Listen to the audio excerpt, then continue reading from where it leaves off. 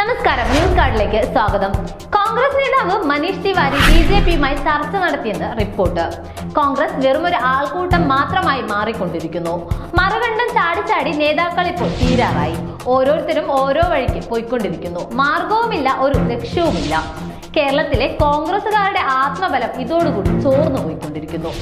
ഇതിനെ വേണമെങ്കിൽ നമുക്ക് മുങ്ങുന്ന കപ്പലിൽ നിന്ന് ചാടുന്ന സിൻഡ്രം എന്ന് വിളിക്കാം. RPM സിംഗ് മനീഷ് തിവാരിയുമായി സംസാരിച്ചെന്നാണ് ഇപ്പോൾ കിട്ടുന്ന വിവരങ്ങൾ. മുൻ കേന്ദ്രമന്ത്രി കൂടിയാണ് മനീഷ് തിവാരി. ലോക്സഭാ തെരഞ്ഞെടുപ്പ് അടുത്തിരിക്കുമ്പോൾ കോൺഗ്രസിന് തിരിച്ചടിയായി നിരവധി നേതാക്കളാണ് BJPയിലേക്ക് പോയിട്ടുള്ളത്. പല സംസ്ഥാനങ്ങളിലും നേതാക്കളുടെ കൊഴിഞ്ഞുപോക്ക് തുടരുകയാണ്. മധ്യപ്രദേശിൽ കമൽനാഥും മകനും നാളെ BJPയിലേക്ക് പോകുമെന്നതാണ് സൂചന. അതിനിടെയാണ് ഇപ്പോൾ മനീഷ് തിവാരിയുടെ പേരും ഉയർന്നു കേൾക്കുന്നത്. മനീഷ് തിവാരി BJPയുമായി ആദ്യഘട്ട ചർച്ച നടത്തി. പഞ്ചാബിലെ ലുധിയാനയിൽ നിന്ന് അദ്ദേഹം BJP ടിക്കറ്റിൽ മത്സരിക്കുമെന്നാണ് ഇപ്പോൾ പുറത്തുവരുന്ന റിപ്പോർട്ട്. നേരത്തെ കോൺഗ്രസ് വിട്ട് BJPയിലേക്ക് വന്ന നേതാവാണ് RPM സിംഗ്. അദ്ദേഹം ഇപ്പോൾ UPയിൽ നിന്നുള്ള രാജ്യസഭാ അംഗമാണ്. RPM സിംഗ് മനീഷ് തിവാരിയുമായി ചർച്ച നടത്തിയെന്ന വിവരം പുറത്തു വരുന്നതോടെ കോൺഗ്രസ് കൂടുതൽ ആശങ്കയിലാണ്. എന്നാൽ വാർത്തയെക്കുറിച്ച് പ്രതികരിക്കാൻ മനീഷ് തിവാരി ഇതുവരെ തയ്യാറായിട്ടുമില്ല. പഞ്ചാബ് കോൺഗ്രസ് മുൻ അധ്യക്ഷൻ നവജോത് സിംഗ് സിദ്ധുവും BJP പ്രവേശനത്തിന് ഒരുങ്ങുന്നതായി അഭ്യൂഹം ഉയരുന്നുമുണ്ട്. സിദ്ധുവിന്റെയും 3 MLAമാരുടെയും BJP പ്രവേശനം അടുത്ത ആഴ്ച ഉണ്ടാകുമെന്നാണ് റിപ്പോർട്ടുകൾ.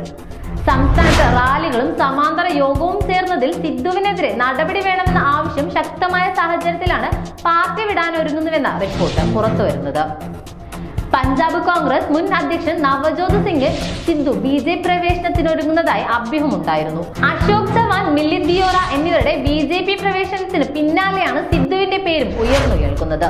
മധ്യപ്രദേശ് മുൻ മുഖ്യമന്ത്രി കമൽനാഥും മകനും MPയുമായ നകുൽനാഥും നാളെ BJPയിലേക്ക് പോകും. മുൻ മന്ത്രി സഞ്ജൻ സിംഗ് വർമ്മയും തന്റെ സോഷ്യൽ മീഡിയ ഹാൻഡിലിൽ നിന്ന് കോൺഗ്രസ് ബന്ധം സൂചിപ്പിക്കുന്ന ഭാഗം ഉപേക്ഷിച്ചിട്ടുണ്ട്. റാലി സംഘടിപ്പിച്ചതിൽ സിദ്ധുവിനെതിരെ മുതിർന്ന നേതാക്കൾ നടപടി ആവശ്യപ്പെട്ടിരുന്നു. പഞ്ചാബ് കോൺഗ്രസ് തെരഞ്ഞെടുപ്പ് കമ്മിറ്റി അംഗം കൂടിയായ സിദ്ധു കഴിഞ്ഞ ദിവസം വിളിച്ചു ചേർത്ത യോഗത്തിൽ പങ്കെടുക്കാതെ സമാന്തര യോഗം വിളിക്കുകയായിരുന്നു. കഴിഞ്ഞ ദിവസമാണ് നകുൽനാഥ് സോഷ്യൽ മീഡിയ ബയോയിൽ നിന്ന് കോൺഗ്രസ് എന്നത് എടുത്തു മാറ്റിയത്. ചിന്ദ്വാരയിൽ നിന്ന് നകുലിന് ലോക്സഭയിലേക്ക് BJP ടിക്കറ്റ് നൽകാനുള്ള സാധ്യതയുമുണ്ട്. ഇക്കാര്യത്തിലെ തീരുമാനത്തിന് കാത്തിരിക്കുകയാണ് കമൽനാഥ് എന്നാണ് ലഭിക്കുന്ന സൂചനകൾ. ഏതായാലും കപ്പൽ മുങ്ങും എന്നുറപ്പായി. എന്നാ പിന്നെ ആദ്യമായി ചാടിയേക്കാമെന്നാണ് നേതാക്കളുടെ തീരുമാനം. ചാടി ഒന്നുമില്ലാതെ ആവാതിരുന്നാൽ മതിയായിരുന്നു.